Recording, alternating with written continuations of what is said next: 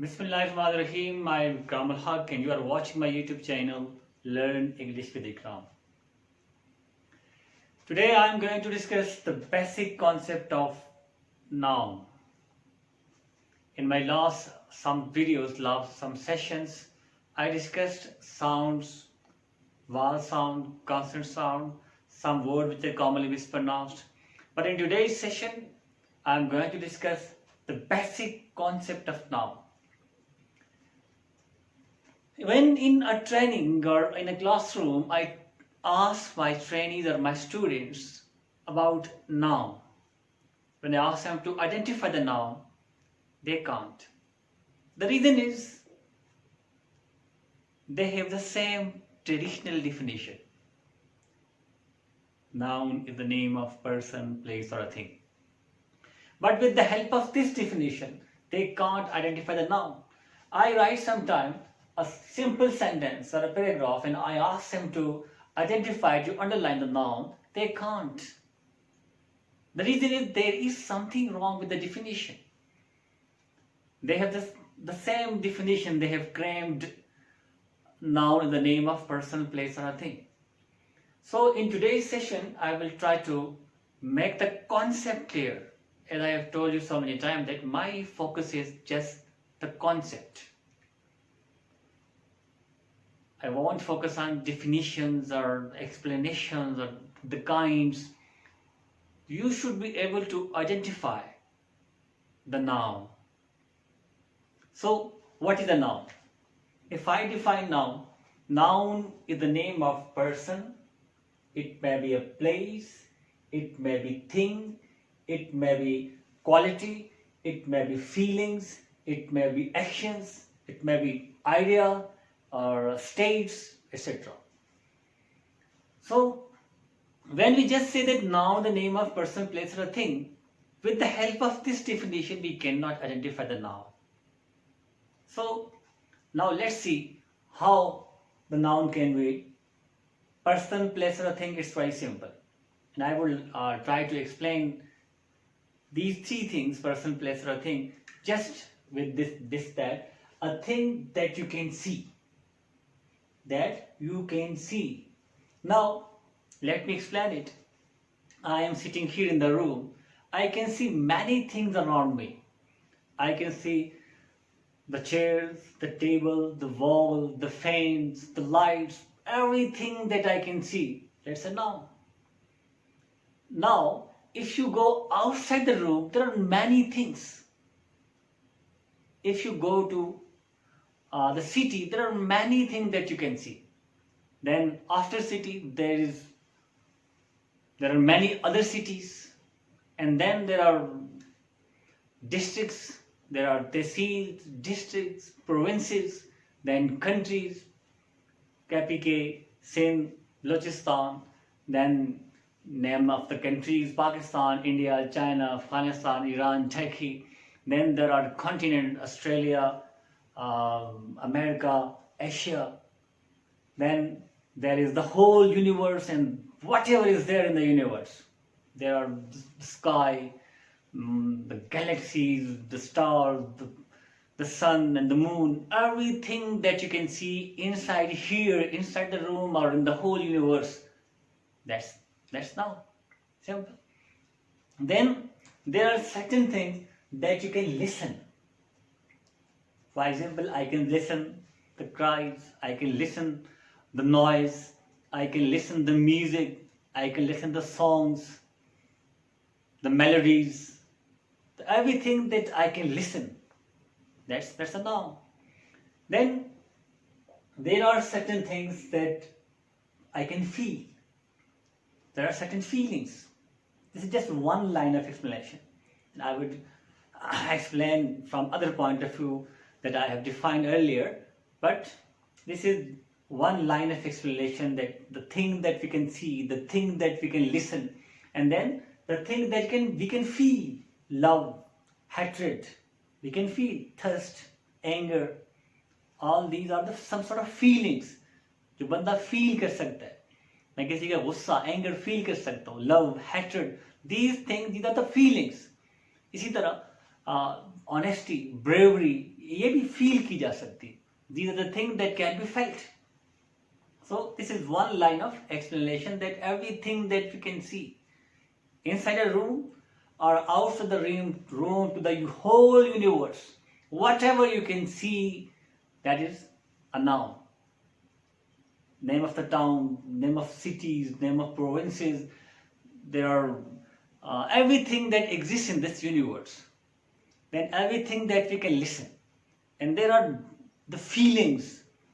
Now, as I told you that this person, place or thing, simple, person, name of person, then name of common and proper. We will discuss the kinds in the next session, but today my focus is just on the basic concept. What is a noun? You would be able to identify the noun. Simple as that.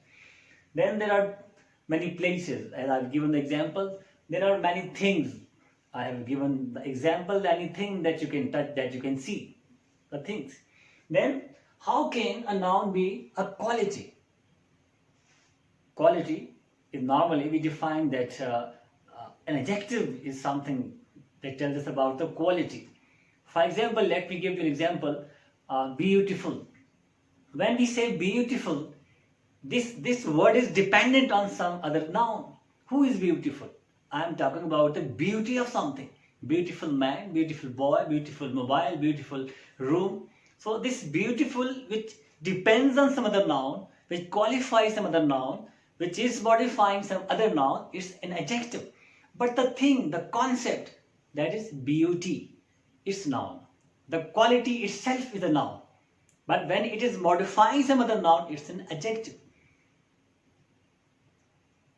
Beauty is adjective. In the same way, when I say intelligent, it means that it is telling something about some other noun. Intelligent boy, intelligent girl.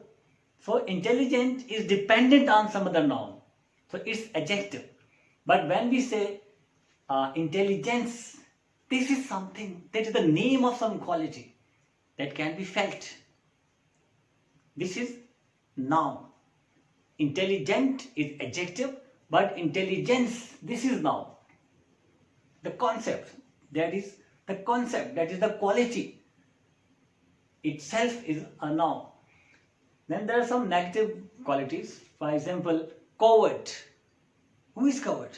Coward man, coward boy. This is adjective because it is dependent upon some other noun. It is telling us about some other noun. So it is adjective. But the quality, the negative quality that a person is possessing, that is cowardice. It's a noun. So qualities are nouns. The qualities itself. And one other explanation, that a word that can stand on its own, it does not need any other word for its explanation. For example, when we say intelligence, intelligence itself is a quality. It is something that does not need any other word for its explanation. The word itself, intelligence, the word itself is a complete word. It can stand on its own. But when I say intelligent, it can't stand on its own. When we say intelligent, it means that it needs some other word for the completion of meanings. The question arises in our mind that who is intelligent? Whom we are talking about? Is that clear? Now, how can an action be a noun? Actions are normally verbs. When somebody is performing an action, it's a verb. I am smoking. It means that I am doing some action. So here, smoking is a verb. But the action itself, the action of smoking itself is a noun, which in English grammar is called gerund. Smoking is injurious to health. Here, nobody is performing any action. We are talking about the action, that particular action. Here, the action smoking is a noun. So, an action can also be a noun. I don't like smoking. Here, I am not smoking. I am not performing the action. Action is not being performed.